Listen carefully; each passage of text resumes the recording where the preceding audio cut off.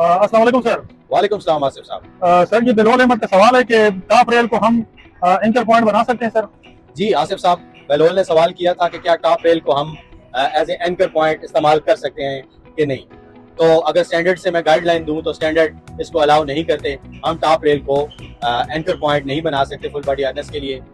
Basically आपने अपने सवाल में ही कहा था कि जो आपका टॉप रेल होती है उसके अंदर इतनी कैपेसिटी होती है कि वो 22 किलो न्यूटन फोर्स को बर्दाश्त कर सके।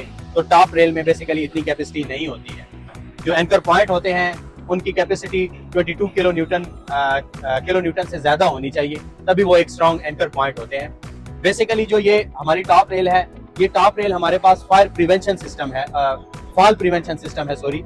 ये हमें फॉल को होने से रोकता है। और बेसिकली जो एंकर पॉइंट होता है ये हमारे पास फॉल अरेस्ट सिस्टम होता है।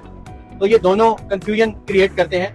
फॉल अरेस्ट सिस्टम की जो टेंडेंसी है या जो कैपेसिटी है वो 22 किलो न्यूटन या उससे ज्यादा की होनी चाहिए, जबकि टॉप रेल की इतनी टेंडेंसी या कैपेसिटी नहीं होती कि वो इतनी फोर्स को बर्दाश्त कर सके। जब भी मोबाइल स्कैफोल्ड पे आप काम करते हैं तो जो एंकर पॉइंट के हवाले से आपने पूछा है कि हमें कैसे प्रोवाइड करने हैं, तो जब भी हम मोबाइल स्कैफोल्ड परचेज करते हैं तो मैन्युफैक्चरर उसके साथ हमें एंकर पॉइंट प्रोवाइड करते हैं। वही एंकर पॉइंट हमें उनके साथ कनेक्ट करने होते हैं। अगर इन केस मैन्युफैक्चरर ने हमें प्रोवाइड नहीं किए हैं तो हम क्या करेंगे कि अपने करीब जहाँ पे हम मोबाइल स्कैफोल्ड का इस्तेमाल कर रहे हैं हम देख लेंगे कोई स्ट्रॉन्ग बीम मौजूद है, कोई स्ट्रॉन्ग कंक्रीट का स्ट्रक्चर मौजूद है।